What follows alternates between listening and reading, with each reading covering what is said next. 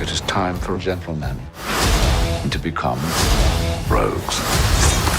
The King's Man is an odd movie to review. It's wildly overstuffed yet often delightfully unhinged, but its many tonal and narrative contradictions create a situation where it's hard to quantify how it works as a whole. What we can say though is that its triumphant action and epic performances are dragged down by a confused story and overlong runtime.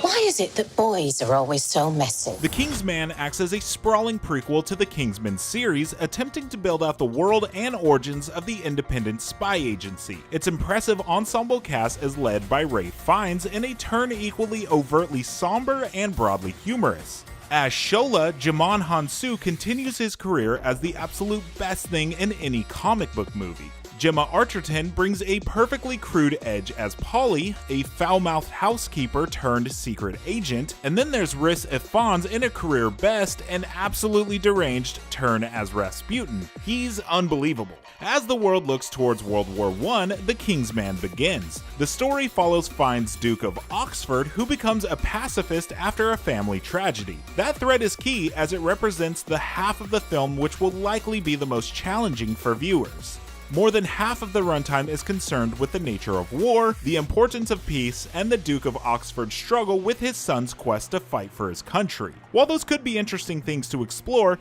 the film barely has anything new to say on those matters. These segments mostly serve only in slowing the wildly paced secondary plot, which is far more engaging and delivers some truly stunning action. The action is easily the movie's highlight. There are enough standouts of stunt work here that you have to wonder whether there's a slicker 90-minute cut of the film that focuses solely on the brilliant choreography and less on the meandering of it all. Instead, the Kingsman finds itself fighting a battle between old and new, not just in the sense of director Matthew Vaughn trying to redefine the franchise, but also in the concept of redefining what an intelligence agency can be. In that way, the Kingsman works as sort of a utopian fantasy where all classes and kinds of people can work together for a perceived greater good.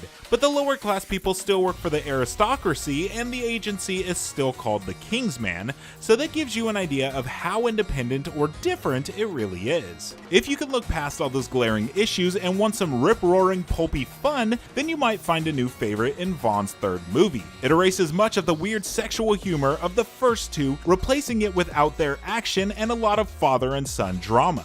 Those tonal shifts, though, are hard to swallow and add to the often unhinged nature of the film. The notion and motives of the villains leave a nasty aftertaste too. The King's Man too easily generalizes when it comes to its idea of who's good and who's evil, especially seeing as the film is aiming to fit into actual historical events and change them. Even at its wildest though, it's both grounded and elevated by its brilliant cast. Hounsou and Arterton shine, and finds as well when he's alongside them. Aaron Taylor Johnson also has a small role so good that it'll leave you wishing it was bigger. Sadly, Harris Dickinson's role of the Duke's son Conrad is very much a forgettable one, which is a big problem considering it's supposed to be the emotional heart of the story. The ambitious, strange, and overstuffed The Kingsman really does have magic woven in it. The action is stunning. Djimon Hounsou, Gemma Arterton, and Ralph Fiennes are great. The writing is at times laugh-out-loud funny, but it also drags, gets confused with its own logic and politics, and struggles to make any clear statements on things that take so much time and effort to explore. Formation of the greatest spy agency, the Kingsman. For more, check out what we thought of Nightmare Alley and West Side Story, and for everything else, stick with IGN. I know you want to fight, but there are other ways of doing your duty.